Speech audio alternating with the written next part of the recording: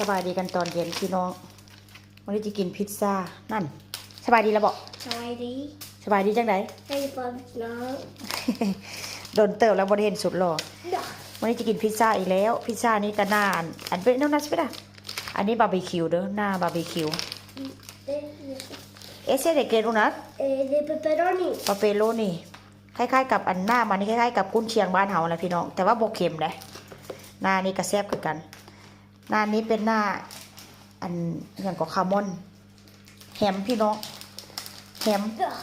ฮมใส่ซีดหน้านี่นะเป็นหน้าแฮมใส่ซีดสิ puedes subir porque para la salsa สิไปด่ามึงมันจะออกนี่ใส่ดีเลยสิอันนี้น้ำเจียวอบแล้วจะค่อยเอามาใส่วางไว้ลูกวางไว้อันสิเสียรวยก่อนี่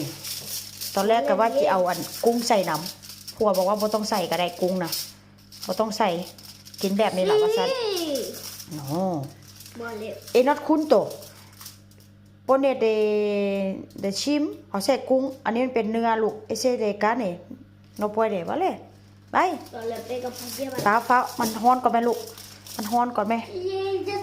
นี่กำลังฮ้อนยังกำลังฮ้อนลูกเปิดโนมันบริโภคก้าเปิดเตาแล้วเรียบร้อยลูกชายก็บอกเอาไปใส่สิรับอีโดมีการถามเด้ยังบ่ฮ้อนโอ้ยมีการถามเด้แม่คือบอกว่ามันฮ้อนแม่คือจับได้ตับเตาขนาดเอาเปิดบังดูเปิดนะบังดูเนาะเปิดได้บ่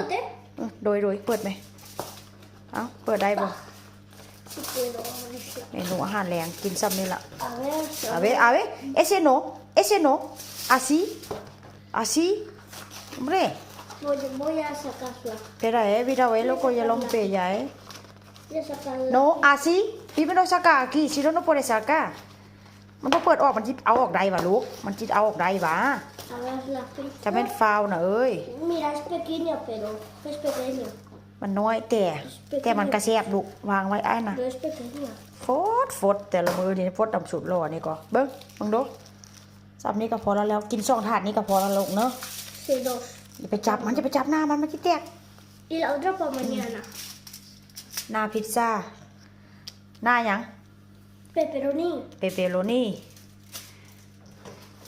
อันนี้บอกว่าเอากินมื้ออื่นเด้อเซนเอาไว้กินมื้ออื่นนางบอกเอาไว้กินมื้ออื่นตอนนี้เนาะมันสิเหี้ยจะหันบอกว่าเอาแกะ